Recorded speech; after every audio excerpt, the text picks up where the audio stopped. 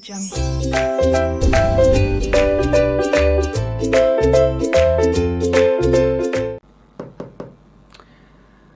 जी, नमस्ते। क्या हाल चाल है आपके? सर जी हम तो बहुत अच्छे हैं, आप सुनाइएगा। हम भी बहुत बहुत बढ़िया हैं। प्रेम से बोलेंगे राधे राधे। ऑडियो वीडियो ठीक से आ रहा हो तो आप मुझे बता दीजिएगा, उसके बाद फिर हम आगे बढ़ते हैं। ठीक है? हाँ जी।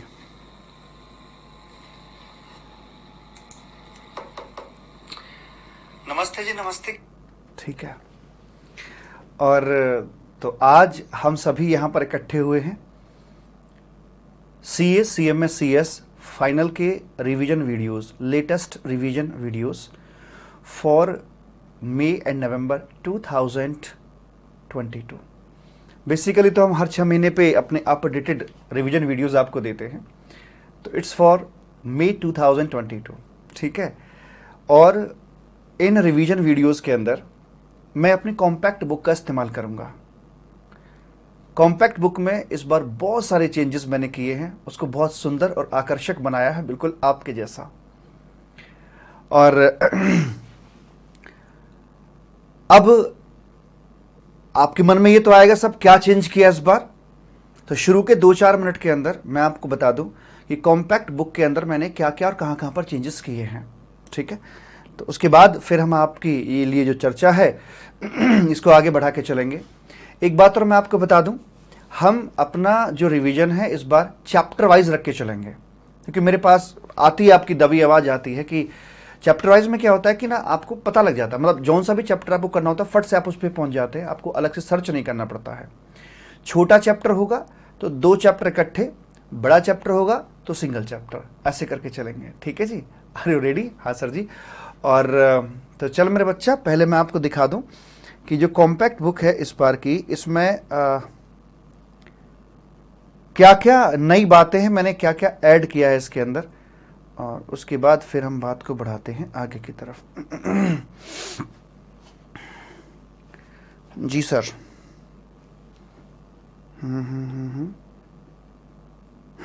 यहाँ पे आना है आपको, ऐसे करके।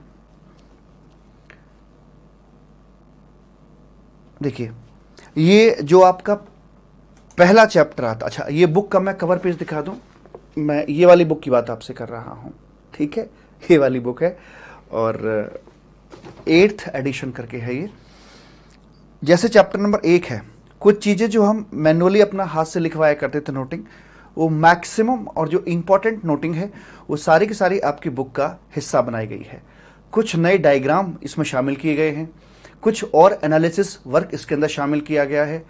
कई सारे चैप्टर्स की जो लैंग्वेज है वो हैंड रिटन बनाई गई है, आसान बनाई गई है, ताकि आपको लास्ट मोमेंट पर कहीं से कोई किसी प्रकार की दिक्कत महसूस ना हो।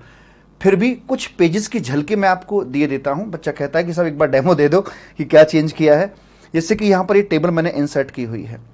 आ गया था सप्लाई का चैप्टर। सप्लाई चैप्टर को बिल्कुल हाथ से लिखा है मैंने। फॉन्ट साइज भले ही लगभग मैंने वही रखा है, लेकिन ताकि हमारे जो पेजेस हैं वो अपने वैसे ही लग के चलें, लेकिन ये सारा का सारा हाथ से लिखा हुआ एंड देन टाइप किया हुआ है। ठीक है? अब शुरुआती दौर में पहले तो मैं यही सोच रहा था कि अपना जो फॉन्ट साइज वो ये वाला रख के चलें, फिर मैंने कहा यार फॉन्ट से क्या फ़र्क पड़ता है, मोटा हो या छोटा हो। तो ये पूरा का पूरा चैप्टर मैंने नए सिरे से इसमें इंसर्ट किया है। कम पेजेस के अंदर, 6-7 पेजेस हैं, 6-7 पेजेस के अंदर ही पूरा चैप्टर यहां पर कंप्लीट कर दिया है, और ईच एंड एवरीथिंग को इसके अंदर मैंने शामिल किया हुआ है। ठीक है? ऐसे करके आगे आइए। IGST रूल्स आपके होते हैं प्लेस ऑफ सप्लाई चैप्टर के अंदर, कई सारे पेजेस पर चले जाते हैं, लेकिन आखिरकार आपको जो निचोड़ होता है, जो क्रक्स होता है, वही फाइनली याद रखना होता है। उसको प्रॉपर तरीके से समराइज करके यहां पर मैंने आपके लिए तैयार किया हुआ है। उसके बाद एग्जाम्पशन चैप्टर की हम बात करते हैं। पूरा का पूरा चैप्टर मैंने रीडिज़ाइन किया हुआ है, मतलब कि इसकी जो थ्योरी है, ये जो थ्योरी वाला पार्ट आप देख रहे हैं, ये बिल्कुल हैंड रिटन है, नए सिरे से लिखा गया है, और कम शब्दों में ही पूरी बात, वो भी सिस्टमेटिक तरीके से रखी गई। तो पूरे चैप्टर की जो लैंग्वेज है उसको यहाँ पे सुधारा गया है। मोरोवर इसके अंदर कुछ एनालिसिस डायग्राम बहुत ही साधारण सी लैंग्वेज में, आसान भाषा में आपके लिए यहाँ पर बताए गए हैं। जैसे कि एक ये हो गया, एक ERCC का कॉन्सेप्ट आता है, काफ़ी टफ कॉन्सेप्ट है, घुमा फिरा के इसमें बात कही जाती, लेकिन उसको आसान भाषा में यहाँ पर मैंने शामिल किया है।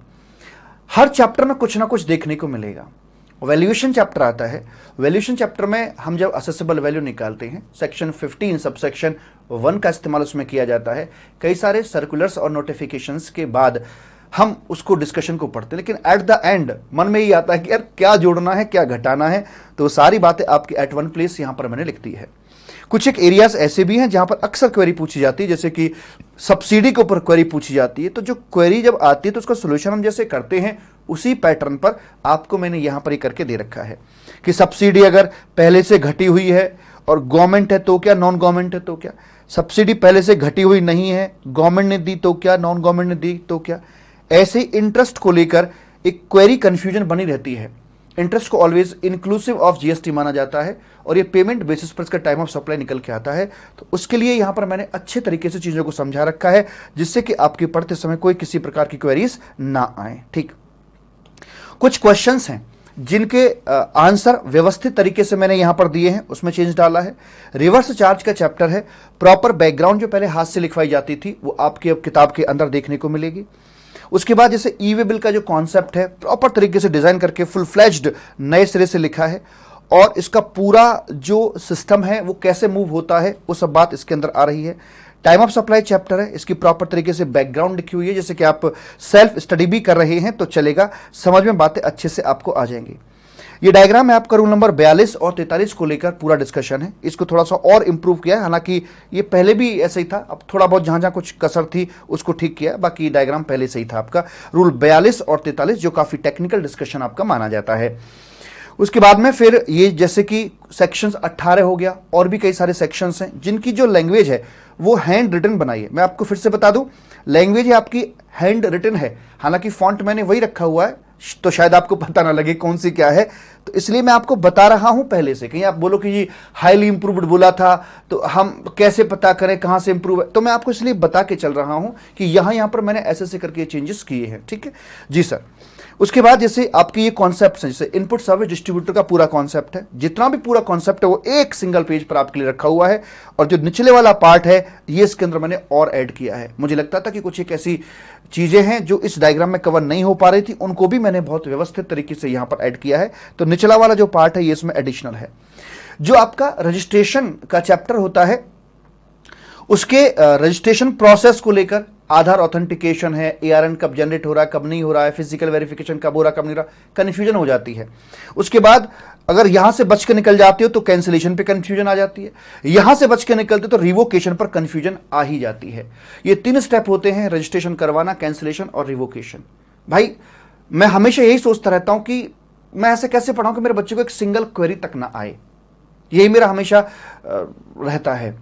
तो इस बार मैंने इन तीनों के लिए 3 पेज के डायग्राम तैयार किए हैं, एक ये है, एक ये है और एक ये है। ये तीनों पेज न्यूली इंसर्टेड हैं इस बार, और विश्वास मानेगा तीनों पेज पढ़ने के बाद अगर आपको रजिस्ट्रेशन के प्रोसेस में, चाहे वो आधार का हो या अदरवाइज हो, फिजिकल वेरिफिकेशन हो, एसटीसी हो, या फिर आपका रिवोकेशन हो या फिर कैंसिलेशन हो, इसको एक बार गो थ्रू होने के बाद में अगर एक सिंगल क्वेरी आए तो मुझसे कहिएगा। ठीक है, तो बड़े सिस्टमेटिक तरीके से इसको मैंने 3 पेजेस को यहां पर और ऐड किया है। तो ऐसे करके मैंने बड़े बड़े एरियाज में काम किया है। मैनर ऑफ पेमेंट में आ जाइए, हर चैप्टर में कुछ ना कुछ आपको नया देखने के लिए मिलेगा। इसकी बैकग्राउंड लिखी है, और बैकग्राउंड के साथ जो लेजर्स हैं, जैसे पेमेंट होता है, जो प्रॉपर मूवमेंट इसका होता है, वो सारा का सारा मूवमेंट मैंने यहां पर लिखा हुआ है, जिससे कि पहले ही अगर आपकी बैकग्राउंड क्लियर हो जाती तो फिर बात आसानी से आगे बढ़ाई जा सकती है। और बाकी जो सेक्शंस हैं उनकी जो लैंग्वेज है वो मैंने काफी हद तक आसान यहां पर बनाई है, ऐसे करके। उसके बाद इसमें और आगे बढ़ते हैं तो फिर हमारा टीडीएस वाला तो पहले से ही था, लेकिन हालांकि इसको कुछ हद तक और इंप्रूव किया है। टीसीएस का पूरा एनालिसिस मैंने किताब के अंदर डाला है। ये टीडीएस का फाइनल क्रक्स यहां पर ऐड किया है, जो पहले नहीं हुआ करता था।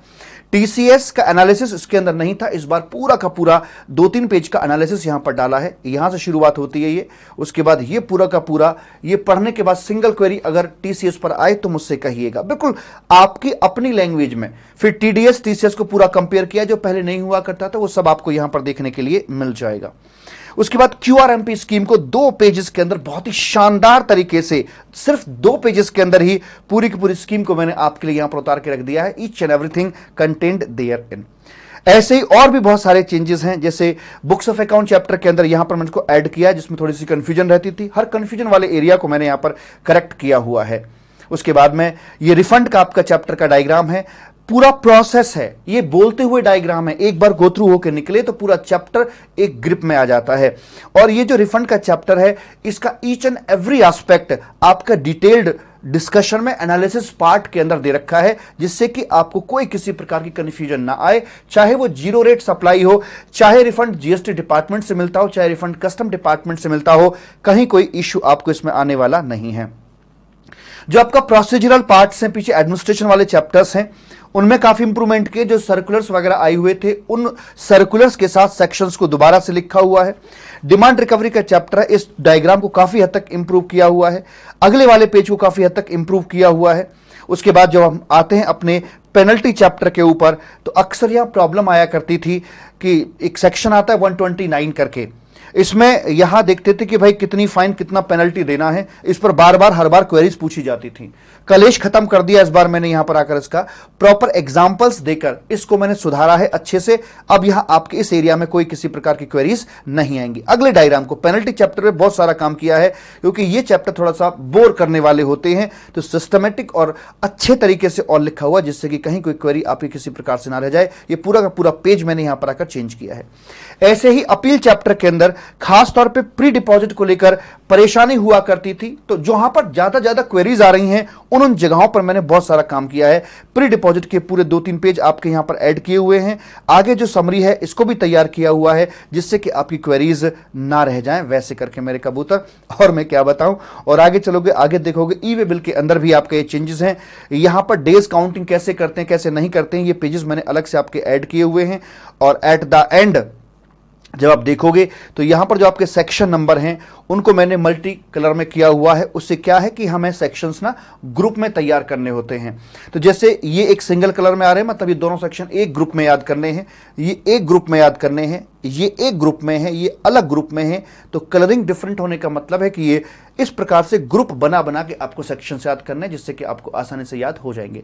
तो लगभग 50 पेज तो मैंने आपको दिखा दिए हैं, इसके अलावा और भी हैं। ठीक है, तो इस प्रकार से मैं अपनी बुक को कह रहा हूं हाईली इंप्रूव्ड। और इसी चक्कर में थोड़ा सा ये करीब 15 दिन किताब लेट भी लॉन्च हुई थी आपके पीछे। As of now it is available. और यहां से अब हम अपना रिवीजन शुरू कर रहे हैं। जिस तरीके से मैंने यहां पे काम किया है फाइनल के अंदर, उसी प्रकार से सीए इंटरमीडिएट की जो कॉम्पैक्ट बुक है उसमें भी काम किया हुआ है, और उसके भी रिवीजन वीडियोस कल से मैं शुरू कर रहा हूं। तो रिवीजन में वीडियोस मेरे डेली आएंगे, कभी फाइनल का, कभी इंटर का, कभी दोनों, ऐसे करके फटाफट मैं आपके रिवीजन वीडियोस कंप्लीट करवा दूंगा। अतिरिक्त जानकारी के लिए बता दूं, बहुत बच्चे ऐसे भी होते कि साहब मुझे सिर्फ रिवीजन वीडियोस नहीं, मुझे तो अच्छा वाला रिवीजन करना, बढ़िया वाला, मतलब ज्यादा अच्छे से करना है। मतलब लाइक वो कहता है कि यार जो फास्ट ट्रैक बैच होते हैं वो 100-125 घंटे में चले जाते हैं, जो मेरा रेगुलर 2.0 बैच है उसमें भी 40 लेक्चर हो जाते हैं, 125 घंटे का हो जाता है। सर मुझे 125 घंटे का नहीं चाहिए, मुझे 70 घंटे के आसपास का चाहिए। 70 घंटे के आसपास का चाहिए तुझे, तो रैपिड फायर बैच मैंने लॉन्च किया हुआ है, और उसमें 12 लेक्चर हो गए हैं, कुल मिलाकर 22 लेक्चर हैं, 12 नहीं 13 लेक्चर उसके अंदर हो चुके हैं मेरे, और वो अब चल रहा है। और आई थिंक होली के आसपास तक वो मेरा कंप्लीट बैच हो जाएगा। तो अगर किसी को डिटेल्ड रिवीजन करना है तो रैपिड फायर बैच ले सकते हैं। नाउ अब हम इसकी शुरुआत करते हैं। मेरे बच्चा आजा, मेरे कबूतर यहां पर आजा। अच्छा जी, अब मैं यहां आपको करवा रहा हूं रिवीजन मेरे कबूतर, और यहां पर ऐसे करके आ जाते हैं। यस सर, चले बाबूजी, चले।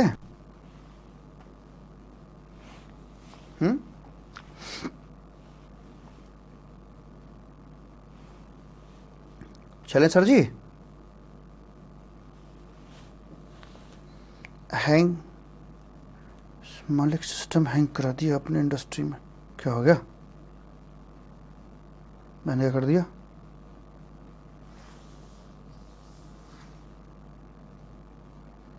सर नीड न्यू ऑफ आपकी क्लास रिवीजन वीडियोस की, वैसे आज मैं सी बन गया। अरे मेरा कबूतर, मेरा बच्चा। चलो अब देखो, ये है रिवीजन वीडियोस। आई बात समझ में?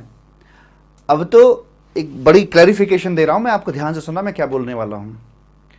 हम इन रिवीजन वीडियोस के अंदर कोई मटर गश्ती बिल्कुल भी नहीं करने वाले हैं। मैं बार बार तुम्हारी क्वेरीज को पढ़ूं, कभी कभी देखूंगा, ज्यादा नहीं देखूंगा। क्यों? क्योंकि आप इन रिवीजन वीडियोस को अपने डीटी के एग्जाम के बाद भी देख रहे होगे, और वहां भाई साहब अगर कुछ भी टाइम खराब करने वाली बात हुई तो आपको गुस्सा आ जाएगा, क्योंकि अंदर तो पहले से भरे बैठे होगे ना, तो थोड़ा और बिना बात के टाइम वेस्ट कहीं दिखाई दिया तो गुस्सा बढ़ जाएगा। इसीलिए उस पल को ध्यान में रखते हुए हम अपने रिवीजन वीडियो की शुरुआत करते हैं। प्रेम से बोलेंगे राधे राधे, जय श्री राधे। तो बीच में कुछ एक छोटे छोटे कॉन्सेप्ट्स भी हैं, उनको भी ध्यान में हमें रख के चलना है, ठीक है। और पता है, मैं रिवीजन वीडियोस के साथ साथ और भी जिन जिन एरियाज में आपको पता प्रॉब्लम होती है ना, पता है कहां कहां प्रॉब्लम होती है, मैं बताऊं आपको प्रॉब्लम होती है साहब इंटरेस्ट को लेकर।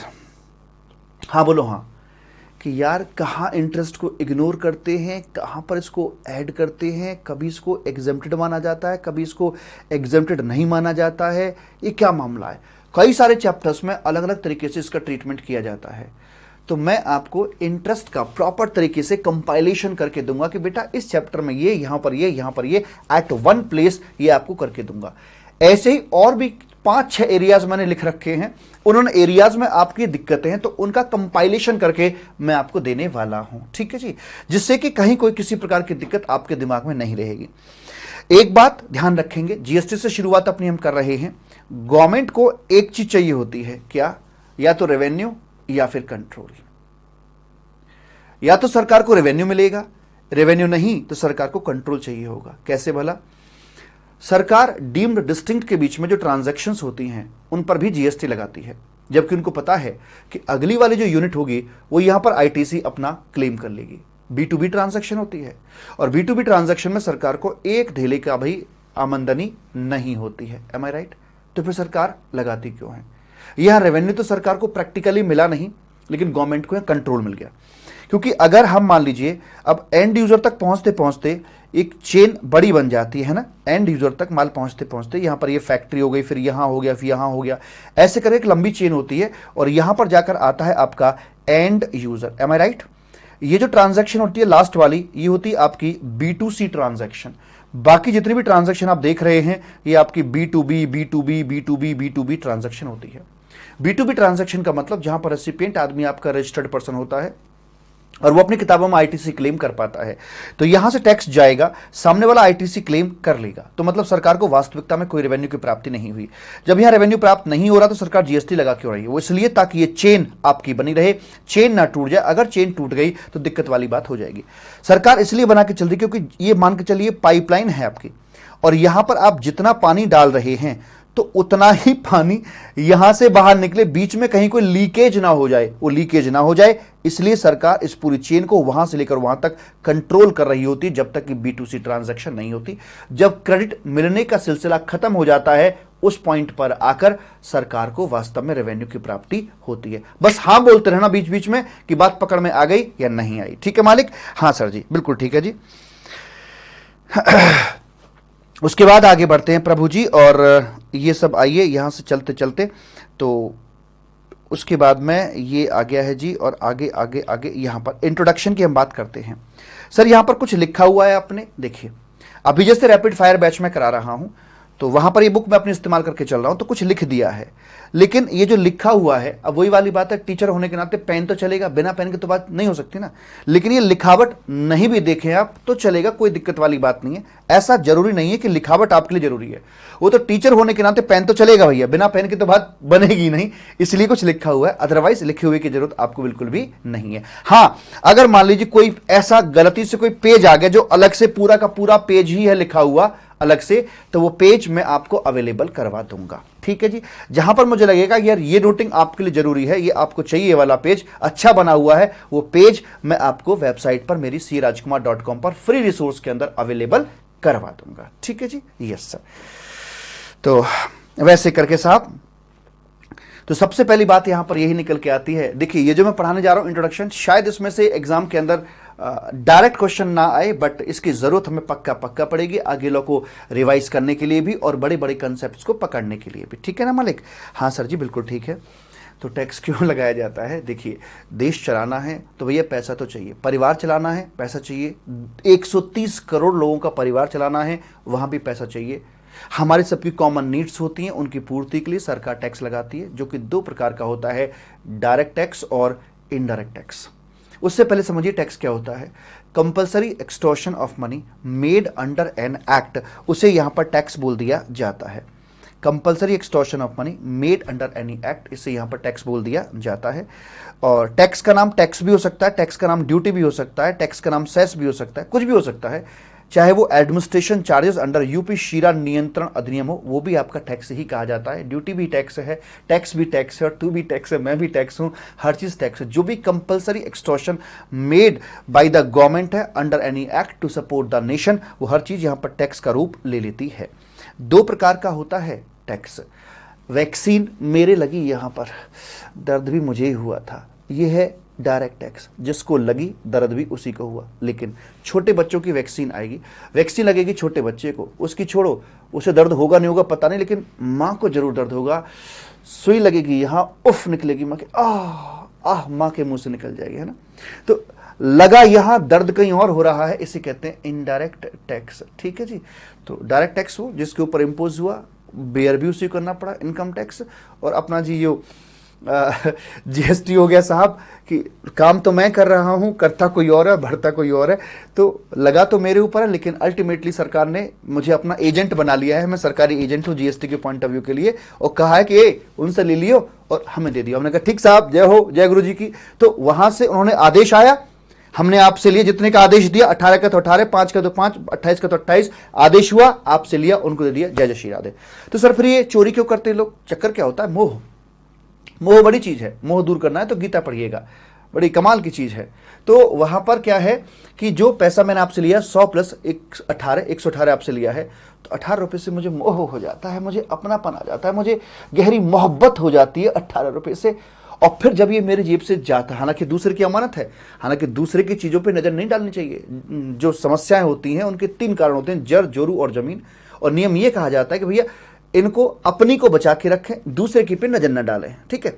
तो जो पैसा है ये अपने को बचा के रखें, दूसरे पे नजर न डालें। तो हमने क्या किया, सरकारी पैसे पर नजर डाल दी, उसको अपना बना बैठे, अपना मान बैठे। तो दूसरे की संपत्ति को अपना मान के बैठे तो समस्या तो होगी। जिस दिन वो छोड़ के जाएगी उर्वशी की तरह, तो भैया दिक्कत तो होगी ना। मतलब जब वो पैसा देना पड़ेगा तो हमें ऐसा लगता है जैसे हमारे कलेजा का टुकड़ा वहां पे जा रहा है। बस यही मोह के चलते हुए लोग चोरी करना शुरू कर देते हैं, और फिर घोर पाप के भागी बनते हैं और कलयुग को भोगते हैं। ठीक है सर जी। लिखा है यहां पर, टाइप ऑफ टैक्स बता रखा है, 2 हिस्सों में, डायरेक्ट टैक्स, इनडायरेक्ट टैक्स। और where burden of tax borne by the person on whom it is levied, जिसके ऊपर लगा है, बेयर भी उसी ने किया है तो डायरेक्ट है, और लगा कहीं और है, बेयर किसी और ने किया है तो इनडायरेक्ट टैक्स बोल दिया जाता है। ठीक है ना मालिक? हाँ सर जी एकदम ठीक है, और कोई दिक्कत वाली बात नहीं है। आगे चल मेरे बच्चा, एक बहुत ही महान प्रिंसिपल हुए हैं डेस्टिनेशन प्रिंसिपल। टैक्सेशन के पॉइंट ऑफ व्यू से हम अपने इस ब्रह्मांड के अंदर देखें तो 2 प्रिंसिपल काम करते हैं, ओरिजिन और डेस्टिनेशन। डेस्टिनेशन प्रिंसिपल ये कहता है कि जहां पर भी गुड्स और सर्विसेज को कंज्यूम किया जाएगा, टैक्स उस कंट्री या स्टेट को दिया जाएगा, ऐसा बोला जाता है। इसके अगेंस्ट जो ओरिजिन प्रिंसिपल है, ये कहता है कि जहां पर भी गुड्स या सर्विस जन्म लेंगे, मैन्युफैक्चरिंग होंगे, सर्विस दी जाएंगी, उस कंट्री को मिलेगा। लेकिन आपका जो destination principle worldwide famous है, इक्का दुक्का कंट्री होंगे जो ओरिजिन प्रिंसिपल को फॉलो करते हैं, अदरवाइज आपका डेस्टिनेशन प्रिंसिपल ही फॉलो किया जाता है। और बात बिल्कुल सही है। हरियाणा का व्यक्ति दिल्ली में आता है सामान खरीदने के लिए, ठीक है, और अपनी गाढ़ी कमाई का पैसा दिल्ली में दुकानदार को दे जाता है, टैक्स का पैसा भी दे जाता है। उस जीएसटी को आधा सेंट्रल गवर्नमेंट को जाता है, आधा स्टेट को जाता है। बाकी आधा पैसा कौन से वाले स्टेट गवर्नमेंट को जाना चाहिए, दिल्ली वाले को या हरियाणा वाले को? हमने हमेशा टैक्स पेयर को यही समझाया है कि देख बेटा, जो पैसा तू सरकार को टैक्स के रूप में दे रहा है ना, ये पैसा विकास की बारिश बनकर झमाझम तेरे ऊपर ही बरसेगा। लेकिन हरियाणा का व्यक्ति, उसकी जेब से पैसा गया, क्योंकि दिल्ली से माल खरीद के लाया था, तो दिल्ली वाले दुकानदार के पास चला गया। तो अल्टीमेटली ये पैसा आना किसके पास चाहिए ना, हरियाणा के व्यक्ति का पैसा था, तो बारिश हरियाणा में होनी चाहिए ना, विकास की बारिश। तो इसलिए पैसा, क्योंकि गुड्स का कंजम्पशन हरियाणा में था, इसलिए पैसा भी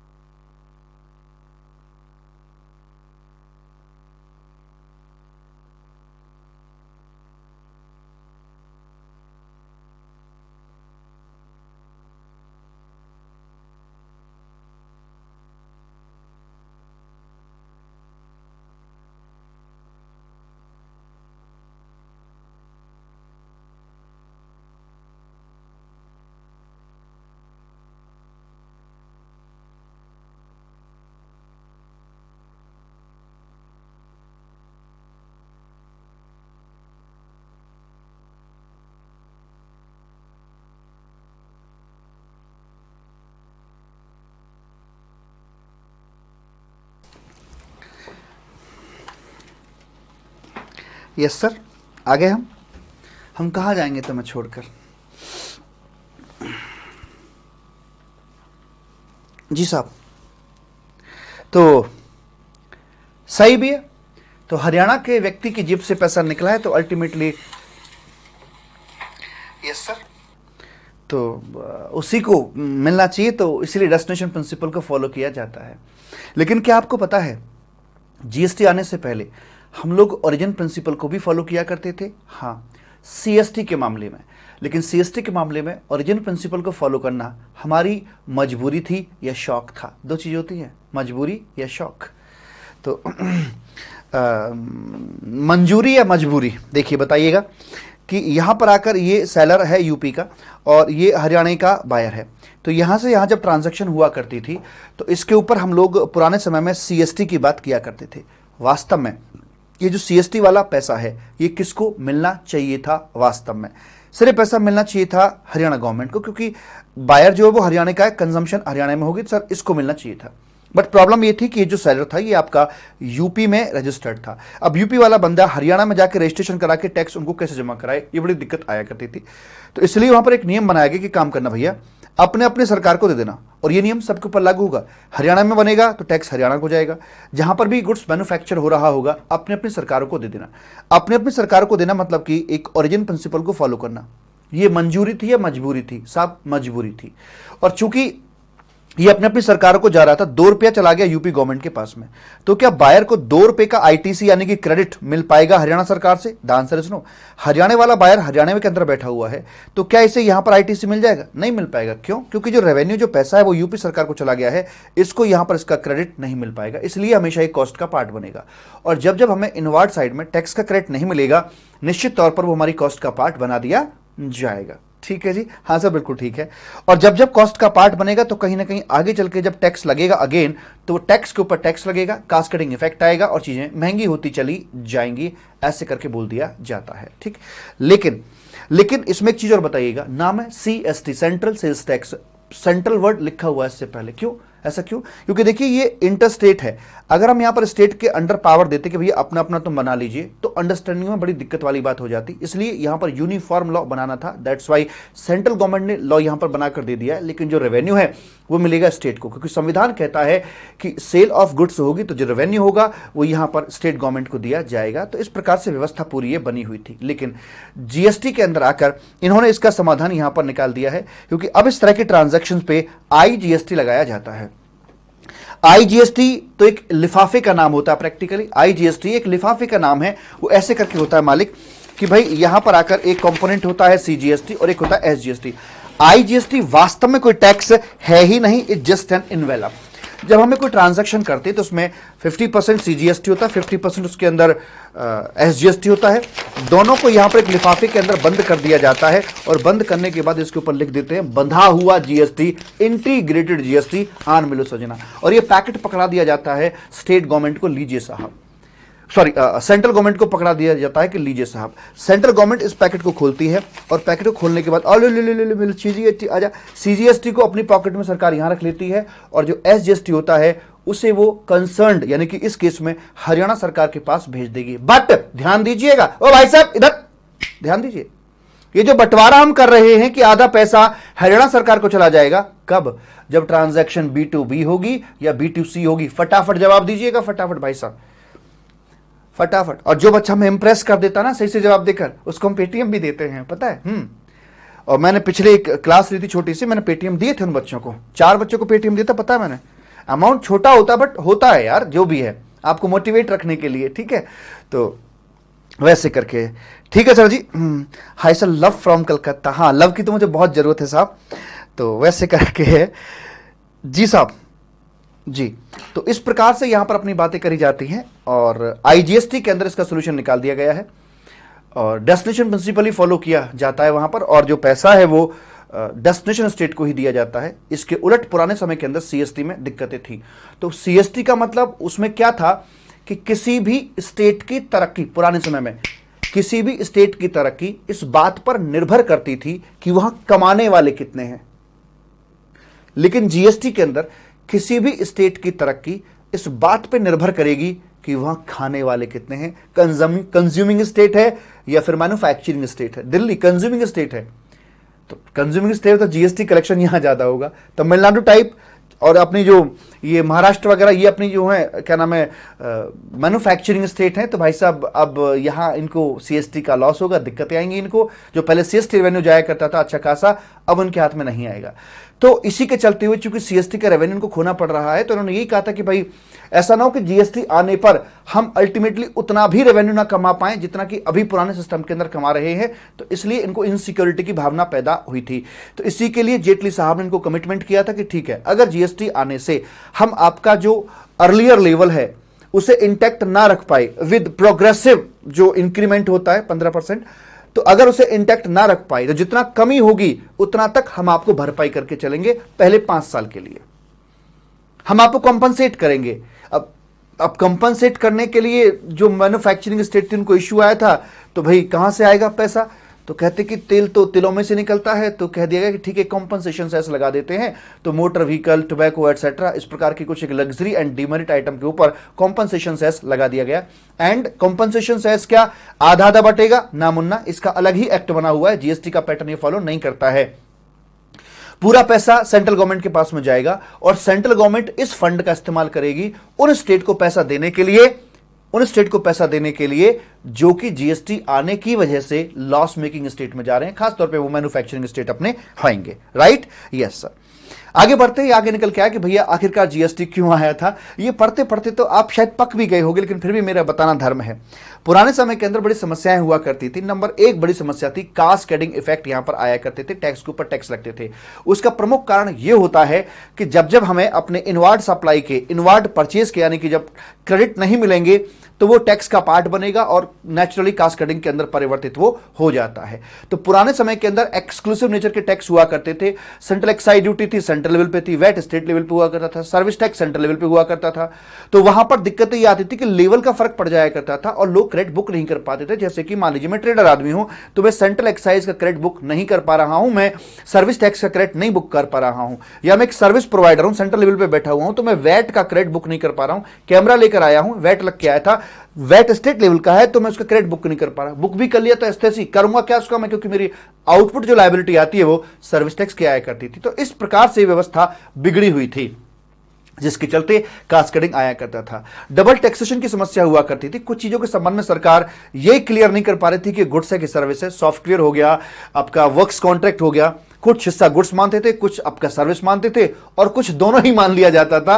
कॉमन हिस्सा ऐसा आया करता था जो गुड्स और सर्विस दोनों की कैटेगरी में आया करता था, और वहीं पर गुड्स मानकर वैट लगाते थे और सर्विस मानकर सर्विस टैक्स लगाया जाता था। तो एक ही चीज को एक समय में स्त्री और पुरुष, गुड्स पुरुष है, सर्विस स्त्री है, एक ही चीज को एक समय में स्त्री और पुरुष नहीं, या तो किसी को पुरुष बोला जाएगा या स्त्री बोला जाएगा, एक ही को एक ही समय में स्त्री और पुरुष नहीं बोला जा सकता। लेकिन यह समस्या हो रही थी पुराने सिस्टम के अंदर, स्त्री मानकर भी टैक्स लगा रहे थे, पुरुष मानकर भी टैक्स उसके ऊपर हम लगा रहे थे, वैसे करके। लेकिन जीएसटी के अंदर आकर समस्या का समाधान दिया गया है, बताया गया कि भैया ये सर्विस है, ये गुड्स है, ऐसे क्लैरिफाई किया गया है। हालांकि अब शायद झगड़ा भी नहीं पड़ेगा, क्योंकि अगर आप गुड्स मान लो पूरे को, या पूरे को सर्विस मान लो, जो मर्जी मान लो, क्योंकि आज गुड्स मानोगे तब भी आधा आधा बटेगा सेंट्रल स्टेट के अंदर, सर्विस मानोगे तब भी आधा आधा बटेगा। जबकि पहले समय में ऐसा नहीं होता था, गुड्स मानकर वैट सिर्फ स्टेट को जाता था और सर्विस मानकर सर्विस टैक्स सिर्फ और सिर्फ सेंट्रल गवर्नमेंट को जाया करता था।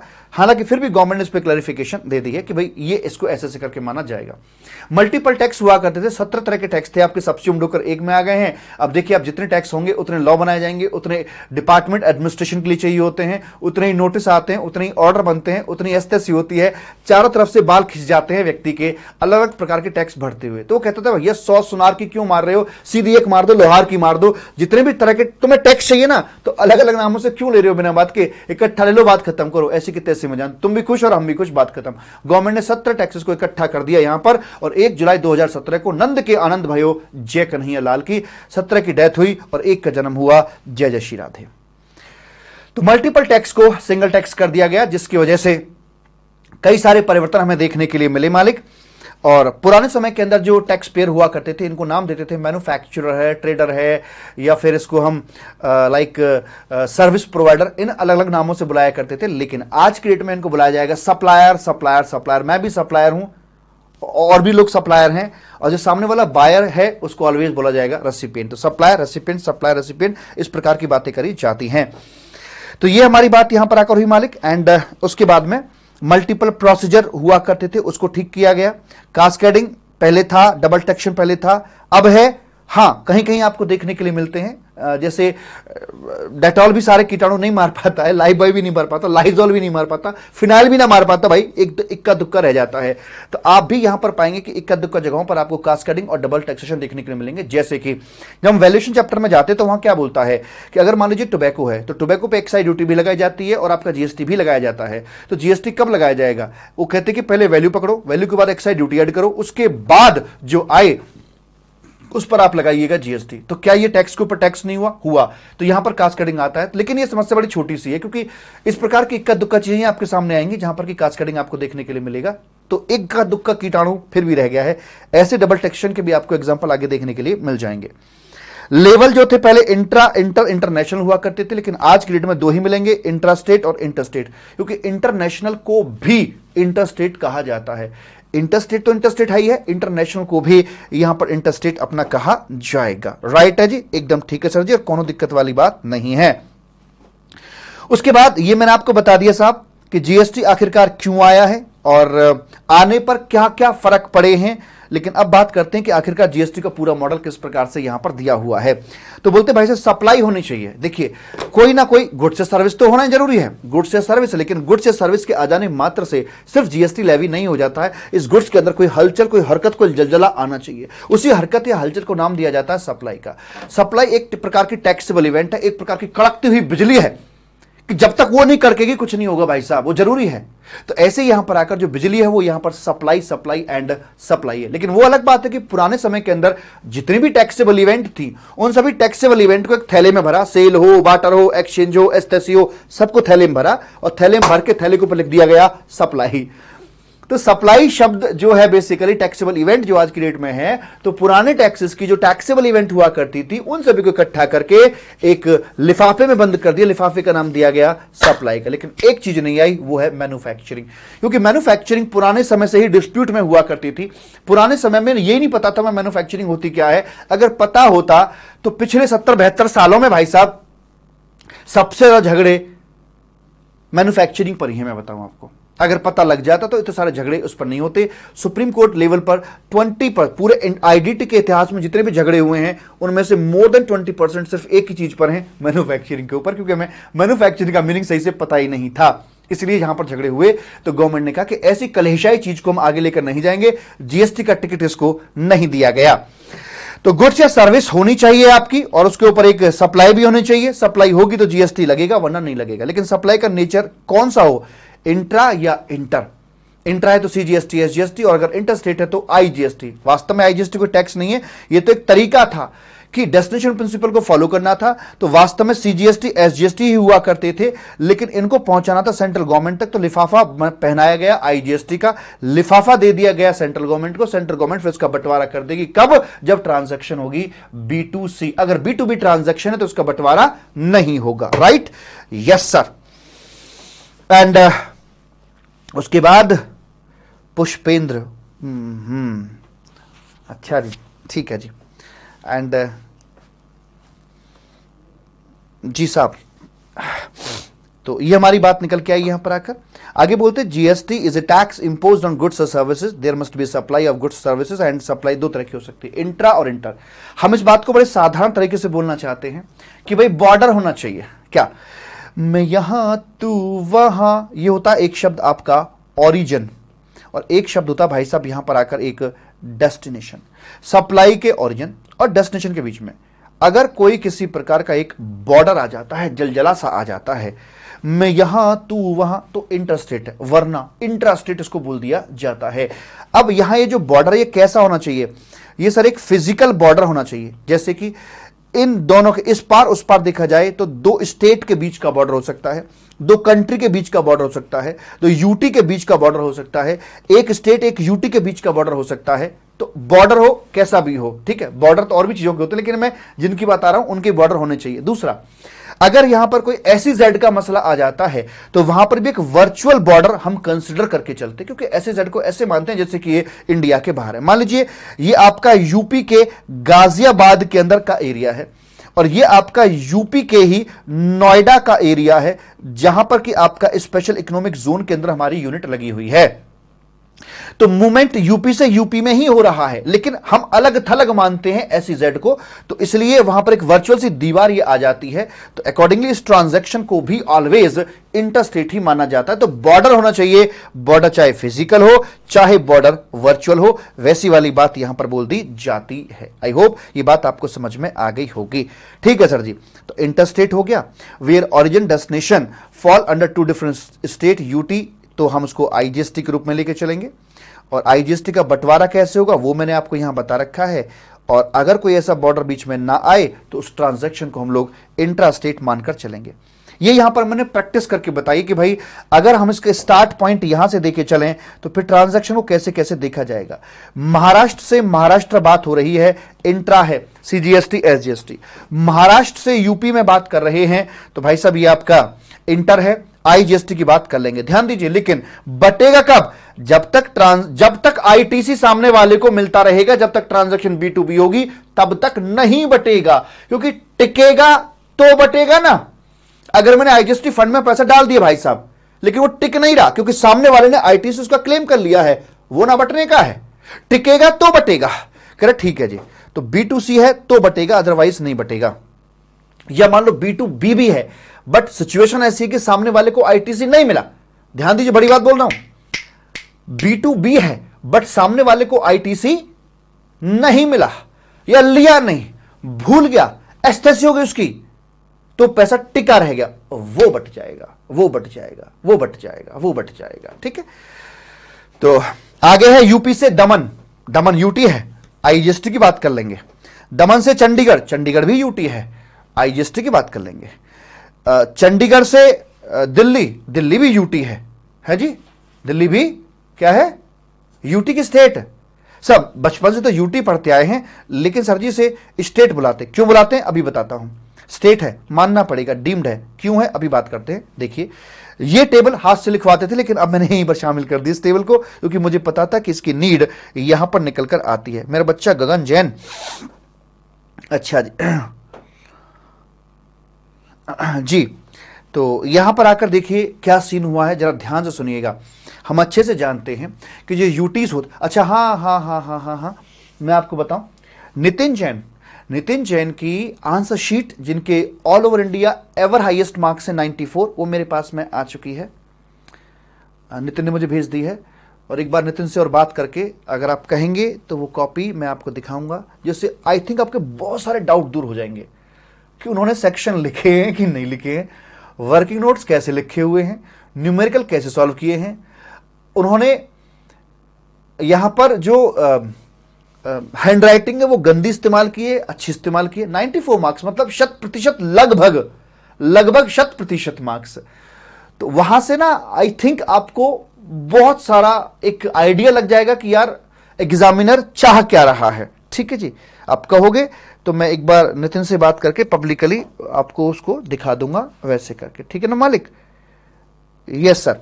तो यहां पर बात करते हैं कि भाई एक नेचुरल स्टेट्स आपके होते हैं और कुछ आपके यूनियन टेरिटरीज यहां पर होती हैं। यूटीज को बचपन से तो यूटी पढ़ते आए हैं, लेकिन अब इसको यहां पर आकर हम दो हिस्सों में मालिक पढ़ के, अच्छा जी पंकज, तो यहां पर आकर इसको ना हम दो हिस्सों में बांट कर चलते हैं। एक होती है आपकी प्योर यूटी और एक होती है आपकी मिक्स यूटीज के नाम से जाना जाता है। मिक्स यूटी को डीम्ड स्टेट भी हम बोलकर चलते हैं साहेब। मिक्स यूटी वही जिसमें कुछ करेक्टरिस्टिक स्टेट के होते हैं, जैसे अपना सीएम होता है, और कुछ करेक्टरिस्टिक उसमें यूटी के होते हैं, यानी कुछ पावर सेंट्रल गवर्नमेंट यानी कि एलजी के पास में होती हैं। ठीक है जी। तो जो प्योर यूटी है उनका क्या, जैसे आपकी दो यूटी हुआ करती थी, दिल्ली और पौंडीचेरी। पहले ये आपकी मालिक यहां पर अलग अलग ये हुआ करती थी, दिल्ली पौंडीचेरी मतलब दो ही थी, और 5 यूटीज थी। बचपन से हम 7 पढ़ते आए थे ना, तो 7 में 5 यहां थी, 2 यहां थी। उसके बाद फिर बाद में 2 घटना और घटित हुई, एक ये घटना घटित हुई और एक घटना ये घटित हुई यहां पर आकर। मतलब एक तो हुआ मर्जर और एक हुआ है डीमर्जर। जम्मू कश्मीर का डीमर्जर हुआ है, उसको दो भागों में बांट दिया गया। एक, जम्मू कश्मीर को हमने मिक्स यूटी बनाया और लद्दाख वाले पोर्शन को हमने यहां पर आकर प्योर यूटी बनाया। इस प्रकार से दो हिस्सों में डिवाइड किया। जो मर्जर हुआ हमारा यहां पर, ये तो डीमर्जर था ना, मर्जर जो हुआ किस किस का, Dadar and Nagar Haveli, Daman and Diu. एक काम करना, नक्शे पर देखना आप इनको, आप पाओगे गुजरात साइड में ये आपके ना बिल्कुल करीब करीब मतलब सीमाएं मिली हुई थी, ये इकट्ठी दो यूटीज थी। तो प्रॉपर एडमिनिस्ट्रेशन के लिए इन दोनों का मर्जर कर दिया गया। छोटी छोटी दो थी तो दो अलग अलग हो रही थी, तो उनकी सीमाओं को मिला दिया गया, आन मिलो सजना ऐसे करके। तो अब यहां से क्या होगा कि एक जो प्योर यूटी थी वो आपकी कम हो जाएगी, राइट? Yes sir. तो लद्दाख बढ़ी, ये प्लस हुई, ये माइनस हुई, तो अल्टीमेटली प्योर यूटीज आपकी 5 ही रह गई और जो मिक्स यूटी थी वो आपकी यहां पर 3 हो गई हैं। अब ये जो मिक्स यूटी है इसको कुछ एक बोलना था, यूटी बोले या फिर हम इसको स्टेट बोले। डोंट वरी नेहा, तो यहां इसको हम स्टेट को यूटी, इसमें ना मैंने पहले बातें वो वाली की है नेहा, आधा घंटा तो करीब वैसे लगा दिया है। तो स्टेट को हम यहां पर क्या बोल के चलें, तो उसकी यहां पर बात करके चल रहे हैं हम लोग। और बताया गया कि भाई साहब इसमें ना अगर आप इसको यहां पर बोलते हो लाइक स्टेट बोलोगे तो एसजीएसटी आएगा, और अगर यूटी बोलोगे तो यहां पर यूटी जीएसटी आपका आ जाएगा। ठीक है सर जी। और उसके बाद यूटी जीएसटी आएगा तो पैसा फिर सेंट्रल गवर्नमेंट को चला जाएगा, जिससे कि दिक्कत हो जाएगी। तो फिर किस बात के सीएम रह गए भाई साहब, किस बात का सीएम? मतलब दिल्ली पुलिस भी सेंट्रल गवर्नमेंट के पास और यूटी जीएसटी के बहाने पैसा भी सेंट्रल गवर्नमेंट ले जाए तो फिर हमको क्या मिलेगा, बड़ी दिक्कत होगी। इसलिए चूंकि पैसा स्टेट के पास में आए, इसको यहां पर डीम्ड स्टेट बुला दिया गया है। ये अलग अलग आपके लॉ दे रखे हैं कि सीजीएसटी का अलग लॉ है, इसका अलग है, इसका अलग है, सबके अलग अलग लॉ यहां पर बने हुए हैं। कॉम्पनसेशन सेस बना हुआ है और एक आपका कॉन्स्टिट्यूशन अमेंडमेंट एक्ट यहां पर बनाकर दे रखा है वैसे करके। ठीक है जी। आगे क्रेडिट कॉन्सेप्ट है, अच्छे से जानते हैं आप इसको। यहां पर आकर सीआईएस और सीआईएस की बात करते हैं। सीआईएस कैसे, देखिए एरो का जहां तक सवाल है तो ये ऐसे आते हैं, सीआईएस और सीआईएस, ऐसे ऐसे ऐसे ऐसे ऐसे ऐसे ऐसे, बात खत्म। इसका मतलब क्या है कि सीजीएसटी का आईजीएसटी का जो इस्तेमाल है, आईजीएसटी सीजीएसटी एसजीएसटी, एसजीएसटी का एसजीएसटी आईजीएसटी, और सीजीएसटी का सीजीएसटी एंड आईजीएसटी के लिए इस्तेमाल किया जा सकता है। लेकिन इनका अपने एक सीक्वेंस है, एक धर्म है। धर्म क्या, एक इनका एक्सटर्नल सीक्वेंस है और एक इनका यहां पर इंटरनल सीक्वेंस अपना दे रखा है। जो एक्सटर्नल सीक्वेंस वो ये कि पहले आईजीएसटी का होगा, फिर सीजीएसटी का, फिर इसका क्रेडिट इस्तेमाल करके चलेंगे। तो सबसे पहले आईजीएसटी का हमने क्रेडिट पकड़ा, इसका इस्तेमाल कहां के लिए कैसे किया जाएगा। तो सबसे पहले बात करते हैं आईजीएसटी अपने की पूर्ति करेगा, उसके बाद जो बचेगा वो किसी भी रेशो में किसी भी तरीके से सीजीएसटी एसजीएसटी में अपना जा सकते हैं, जो इनकी मर्जी हो वैसे यहां पर इस्तेमाल कर सकते हैं, किसी भी रेशो में फुल फ्रीडम है। जब ये एग्जॉस्ट हो जाएगा, खत्म हो जाएगा, तो फिर सीजीएसटी का नंबर आएगा, पहले अपने की पूर्ति करेगा, बचेगा तो आईजीएसटी के लिए, फिर आपका एसजीएसटी पहले अपने की पूर्ति करेगा, बचेगा तो आईजीएसटी के लिए। सिमिलरली एसजीएसटी की बजाय अगर यूटी जीएसटी तो पहले अपने की पूर्ति करेगा यूटी जीएसटी की, और बचेगा तो आईजीएसटी के लिए समर्पित कर दिया जाएगा। वो तमाम डिटेल मैंने यहां पर दे रखी है, पूरे इंटरनल और एक्सटर्नल सीक्वेंस को मिलाते हुए वैसे करके। आगे बता रखा है analysis of pre and post GST, पहले कौन से थे बाद में कौन से थे, ये सब आपको आते हैं, इनकी आवश्यकता नहीं और ना ही एग्जाम के लिए इनकी कोई रेलिवेंसी है, ये सिर्फ दिखाने के लिए हैं। बस एक चीज का ध्यान रख के चलना है कि entertainment tax levied by state government है, वो तो आपका जीएसटी के अंदर शामिल हो गया है मालिक, लेकिन अगर एंटरटेनमेंट टैक्स आपका लेवीड बाय लोकल बॉडीज है तो वो आपका जीएसटी के अंदर सबस्यूम्ड नहीं हुआ है, क्योंकि जीएसटी लाने के लिए सैक्रिफाइस किन लोगों ने किया है, एक तो आपका स्टेट गवर्नमेंट ने किया है, एक सेंट्रल गवर्नमेंट ने किया हुआ है। तो इसलिए जब जीएसटी के अंदर से बंटवारा होगा तो स्टेट और सेंट्रल दोनों को ही यहां पर पैसा दे दिया जाएगा। ये आपके ओल्ड और न्यू टैक्स का सिलसिला है, अच्छे से जानते हैं। Alcoholic liquor for human consumption and 5 petroleum product जो आपके पुराने सिस्टम में आज भी मौजूद हैं, ठीक है जी। और ये आ गया जी अपना, इन पर जीएसटी की बात नहीं होती। टोबैको दोनों जगह पैर फैला के बैठा हुआ है, ऐसे करके च्युइंगम की तरह है कि यहां से छुटाया भी नहीं जा रहा है और आगे भी खिंच कर आ गया है। इसके ऊपर सेंट्रल एक्साइज ड्यूटी लगती है। ये रही सेंट्रल एक्साइज ड्यूटी, और सेल्स टैक्स नहीं बल्कि जीएसटी यहां पे लगाया जाता है। बाकी जो रेस्ट ऑफ द गुड्स और सर्विस हैं वो पुराने टैक्स के दायरे में नहीं आती, उन पर सिंपली अपना जीएसटी यहां पे लगा दिया जाता है।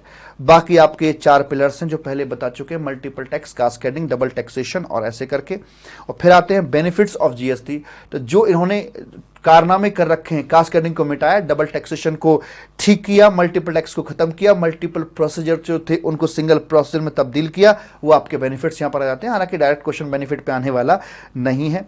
आगे जीएसटी का पूरा इतिहास बता रखा है, just for your knowledge, not for exam, ऐसे करके बात होती है।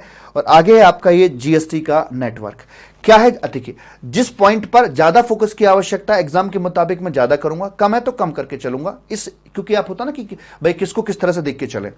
ये अपना यहां पर आकर जीएसटी, तो ये इन्फोसिस को चाहिए 1500 करोड़ रुपए जीएसटी सॉफ्टवेयर बनाया। अब चूंकि पूरा मजा ये ले रही है सेंट्रल स्टेट गवर्नमेंट, तो इनका जो पैसा जाएगा वो भी यही देके आएंगे। लेकिन यहां पर दिक्कत क्या आती है कि सेंट्रल गवर्नमेंट अपना हिस्सा देके आएगी और सारे स्टेट अपना हिस्सा यहां पर देकर आएंगे। तो बड़ा अजीब सा लगता है, जस्ट लाइक ऐसे लगता है कि एक परिवार में 3 बहुएं रहती हैं और तीनों घर से बाहर निकली और सब्जी वाले से सब्जी लेके आ रही है, तीनों के तीनों अपने अपने पैसे देके आ रही है, अपने अपनी सब्जी लेकर आ रही हैं। तो बड़ी अजीब सा लगता है। अरे कितना अच्छा होता अगर एक बहू घर के बाहर जाती, सारी सब्जी वही लेकर आती, घर में चाहे सिर फोड़ के मर जाओ, लेकिन बाहर की दुनिया में तो मत दिखाइए कि क्या हो रहा है। तो यहां पर एक पर्दा डाल दिया गया, पर्दे का नाम दिया गया जीएसटीएन। एक कंपनी बनाई गई, कंपनीज एक्ट के मुताबिक, यहां पर सेक्शन 8 के मुताबिक बनाई गई, और ये इसका उद्देश्य प्रॉफिट कमाना नहीं है। तो ये जो भी है वो सब इसके अंदर अपना कंट्रीब्यूट करते हैं, जिसका शेयर बनता है, फिर यहां से इकट्ठा पैसा आगे दे दिया जाता है, जिससे कि इनके आपस में घर में क्या हो रहा है ये बाहरी दुनिया को पता नहीं लगता है। मोर ओवर, ये जो कंट्रीब्यूशन यहां से यहां पे लिए आ रहा है, इसके ऊपर जीएसटी भी आपका नहीं लगाया जाता है, इसको आगे चलकर एग्जेम्प्ट कर रखा है। जीएसटी पोर्टल है, जीएसटी इसके मालिक हैं, इनके हैंडओवर है। ये करते क्या है क्या नहीं करते, रजिस्ट्रेशन हो, पेमेंट हो, रिटर्न हो, वो हो, सारे के सारे काम आपका जीएसटी पोर्टल ही करके चलता है। सारा कुछ आज की डेट में ऑनलाइन कर रखा है। दूसरा, हमारे पास मुख्यतः 3 वेबसाइट हैं। एक ई वे बिल की वेबसाइट हो गई, यस सर, उसका नाम क्या है, ई वे बिल gst.gov.in, और एक हमारी ई इनवॉइस की वेबसाइट है, ई इनवॉइस 1 2 3 4 5, कई सारे वर्जन है इनके, .gst.gov.in। आगे जीएसपी एएसपी की बात होती है कि जीएसटी सुविधा प्रोवाइडर, और एएसपी का मतलब हो गया सब अपना ये एप्लीकेशन सुविधा प्रोवाइडर, पुल और पुश मोड पे काम करते हैं। छोटे छोटे जो व्यापारी लोग होते हैं वो इसका काम इस्तेमाल करके चलते हैं। यहां पर ये टैक्स पेयर होता है, यहां पर जीएसटी पोर्टल होता है। इन दोनों के बीच में कम्युनिकेटर का काम करता है। ये छोटे छोटे सॉफ्टवेयर होते हैं, टैली का हो गया, टीसीएस का हो गया, कि यहां से रॉ डेटा को पुल करते हैं और आगे डेटा को पुश कर दिया जाता है रिटर्न वगैरह फाइल करने के लिए। वो सारी बात आपकी थ्योरी यहां पर लिखी हुई है। हालांकि एग्जाम में जीएसटीपी नहीं आने वाला है, एएसपी आपका नहीं आने वाला है। छोटी मोटी बातें कॉन्स्टिट्यूशन के चैप्टर में आपके दे रखी हैं। मुख्यतः 3 आर्टिकल यहां आपके लिए रेलिवेंट हैं। आर्टिकल नंबर 246 कैपिटल ए करके है, जो कि पावर देता है इंट्रा स्टेट सप्लाई को लेकर, कि भाई अगर इंट्रा स्टेट सप्लाई है तो you have the power to make CGST and SGST laws. लेकिन 5 पेट्रोलियम प्रोडक्ट पर अभी जीएसटी नहीं है, भविष्य में लगवा दिया जाएगा। उसके बाद आर्टिकल नंबर 269 कैपिटल ए, ये बोल अच्छा, आईजीएसटी के लिए, आईजीएसटी के लिए एक्सक्लूसिव पावर है सेंट्रल गवर्नमेंट के पास में। फिर इस बात को फिल्टर करता है आपका अगला article, article number 269 capital A करके। ये बोलता है भाई साहब यहां पर आकर कि ठीक है यार, जो भी है आईजीएसटी सरकार को जाएगा, सेंट्रल गवर्नमेंट को जाएगा, लेकिन उसका जो शेयर है वो आधा आधा करवा दिया जाएगा। आर्टिकल 366 के अंदर कुछ एक डेफिनेशंस आपके दे रखी हैं, जहां पर पहली परिभाषा जो दे रखी है वो ये है कि जीएसटी का मतलब क्या है। क्या जीएसटी का मतलब एक टैक्स है जो गुड्स या सर्विस के ऊपर लगाया जाता है, लेकिन शराब को छोड़कर। अगर आपसे क्वेश्चन पूछा जाए कि शराब पे जीएसटी नहीं आता, इसके लिए संविधान का कौन सा आर्टिकल जिम्मेदार है, तो आर्टिकल 366। और 5 पेट्रोलियम प्रोडक्ट पर जीएसटी आज नहीं है, उसके लिए जिम्मेदार कौन है, ये इसने मना कर रखा है भैया 5 पेट्रोलियम प्रोडक्ट पे अभी नहीं, बाद में लगाएंगे, जब जीएसटी काउंसिल चाहेगी तब से इसको लगा दिया जाएगा, वैसे करके। गुड्स की परिभाषा है मूवेबल प्रॉपर्टी, सर्विस की परिभाषा है कुछ भी एनीथिंग अदर देन गुड्स, वो आपका सर्विस यहां पर बोल दिया जाता है। ऑल अदर जो इंटरनेशनल ट्रांजैक्शन है इनको यहां पर इंटरस्टेट ही बुलाया जाएगा। आर्टिकल नंबर 279 जीएसटी काउंसिल का है, अच्छे से जानते हैं। Union finance minister, state finance minister बैठे हुए हैं। कुल मिला के वैसे लोग तो 32 होते हैं, लेकिन वोटिंग 31 की यहां पर करवाई जाती है, ठीक है जी। तो यहां पर कोई भी इंडस्ट्री को, टैक्सेबल पर्सन कोई भी दिक्कत होती, समस्या होती है, ये इसको अप्रोच करते हैं, यहां पर डिस्कशन होता है, डिस्कशन के बाद इनकी रिकमेंडेशंस आती हैं और कोई प्रपोजल पास किया जाता है। किसी प्रपोजल को पास होने के लिए 75% वेटेड परसेंटेज का होना बेहद जरूरी होता है। अगर वो बनता है तो पार्लियामेंट में जाता है, नोटिफिकेशन पास होती है, फिर वो एक्ट का पार्ट आके बना दिया जाता है। ये यहां पर ये मीटिंग हो, उसके लिए कोरम के लिए कम से कम 50% सदस्यों की संख्या जरूरी होती है। और जो 75% की वेटेड परसेंटेज निकालते हैं वो कैसे निकालते हैं? सब सेंट्रल गवर्नमेंट का एक वोट हो गया, स्टेट के मान लो अपने पूरे के पूरे 31 वोट होते हैं। अब कोई प्रपोजल यहां पर आता है कि भाई मान लीजिए किसी प्रोडक्ट का जो जीएसटी का रेट है वो 12% से घटाकर 5% कर दिया जाए, तो वहां पर हम कैसे काम करके चलते हैं। तो उसमें बताते हैं भाई साहब, जैसे कि मान के चलिए सेंट्रल गवर्नमेंट है आपका ये, तो इसका तो अपना पूरा पूरा फेवर दे दिया, एक वोट था, एक वोट इन्होंने यहां पर दे दिया है। और जो स्टेट गवर्नमेंट आपकी होती है उसमें मान लीजिए 25 स्टेट यहां पर राजी हो जाते हैं, उन्होंने अपना वोट यहां पर दे दिया है। तो इनका जो निकल के आया 33.33 और ये 100% वोट इनकी आ गई और इनकी वोट आ गई। उसके ऊपर अपन वेट चढ़ाते हैं, इनका अपना इंडिविजुअली वेट चढ़ाते हैं। इनका वेट है 1/3 का, इनका वेट है साहब 2/3 का। अगर हम नॉर्मली सिंपल एवरेज निकाल के चलें तो ऑटोमेटिकली वेट 1/2 का पड़ जाता है। लेकिन स्टेट ने कहा था कि नहीं, 1/2 से हमारा काम नहीं चलेगा, 1/3 अपना रखो, 2/3 हमारा रख के चलो। ये वेट चढ़ाने के बाद जब अगर वो 75% या उससे अधिक निकल के आता है तो फिर यहां पर ये प्रपोजल आपका पास हो जाता है। क्या अकेले अकेले सेंट्रल गवर्नमेंट किसी प्रपोजल को पास कर सकती है? द आंसर इज नो, नहीं कर सकती साहब, नहीं कर सकती। क्यों नहीं कर सकती? क्योंकि अगर ये अकेले भी करेंगे तो मैक्सिमम 33.33 जुटा सकते हैं, यानी कि तमाम स्टेट को डिच नहीं कर सकती सेंट्रल गवर्नमेंट। क्या सारे स्टेट गवर्नमेंट मिलकर सेंट्रल गवर्नमेंट को डिच कर सकते हैं? नहीं, क्योंकि इनका जो अपना सारा बनेगा वो मैक्स टू मैक्स 66.67 बनेगा। कम से कम कितने स्टेट चाहिए सेंट्रल गवर्नमेंट के साथ किसी प्रपोजल को पास करने के लिए? तो करके देख लीजिएगा, कम से कम 20 स्टेट की सहमति होनी जरूरी है। अगर 20 मिल जाते हैं, वैसे एक बात बताऊं, जितने भी प्रपोजल पास हुए हैं सारे के सारे सर्वसम्मति से पास हुए हैं। उसके पीछे कारण क्या है? क्योंकि अगर 20 मिल गए हैं तो मतलब प्रपोजल पास हो जाएगा। बाकी जो आपके ये 11 बचे हुए हैं ना, ये भले ही वोट ना दो, नेगेटिविटी में चले जाओ, ऐसे के तैसे में जाओ, भाड़ में जाओ, हमें मतलब नहीं, हमारा काम हो जाएगा। लेकिन जब दिखता है कि बेटा 20 आ गए हैं तो 11 मिल जाते कि ठीक है हम भी तैयार है, सब हम भी तैयार है, कोई दिक्कत वाली बात नहीं है ना। पता है कि बेटा तुम नाराज भी हो जाओगे फूफा की तरह, तब भी शादी होगी। तो जब पता बेटा फूफा को मनाने कोई ना आ रहा, शादी फिर भी हो करेगी, तो फूफा खुद ही मन के आ जाता, चलो भैया आज मेरे यार की शादी, वो भी नाचना शुरू हो जाता है। Is it okay my dear? Yes sir. तो इस प्रकार से हमारे ये आर्टिकल्स की बातें यहां पर करी जाती हैं। 3 आर्टिकल प्रमुखता से यहां पर निकल कर आते हैं। छोटे छोटे 2 चैप्टर थे जो कि हमने यहां पर आकर अपना कंप्लीट कर लिया है। बड़ा चैप्टर होगा 1 करेंगे, छोटे होंगे 2 चैप्टर को कंप्लीट करके चलेंगे। और वही मेरा जो टारगेट रहेगा, पूरा का पूरा जो आपका कस्टम्स एंड जीएसटी है वो लगभग वही 17-18 घंटे के अंदर जितना आपके पास समय होता है वो सारा हम कंप्लीट कर लेंगे। ठीक है जी। तो आज के लिए इतना ही, आज के लिए इतना ही। और मालिक बाकी बातें अपनी क्लास में करके चलेंगे। जहां पर जरूरत है हमें वहां पर अपना ज्यादा टाइम देकर चलेंगे, जहां पर कम है वहां पर वैसे करके चलेंगे। ठीक है। तो आई होप, ठीक है अभिषेक, तो आई होप ये बातें आपको समझ में आ गई होंगी मेरे बच्चा। और मुझे बताइए क्या अब हम आपको बाय बाय टाटा बोल दें कि ना बोले? तैयार है ना सर? इतने बजे आया करोगे? नहीं, थोड़ा सा पहले आया करूंगा, आज थोड़ा लेट हो गया, मैं थोड़ा और पहले आया करेंगे। 8 बजे के आसपास आने का मैं प्रयास करूंगा। सर कॉम्पैक्ट बुक अराउंड कितने पेजेस की है? अब देखो ना कितनी मोटाई यार आपकी। पेज तो वैसे है, इसमें चैप्टर वाइज पेज है, वैसे नहीं पता मुझे कितने पेज, नहीं इसमें आ रहे होंगे 500 पेज के आसपास की है, 500 पेजेस के आसपास की है, ऐसे करके है। ठीक है ना मालिक? This is the compact book. चलो thank you so much, bye है, टाटा है, bye bye bye bye bye bye bye bye bye.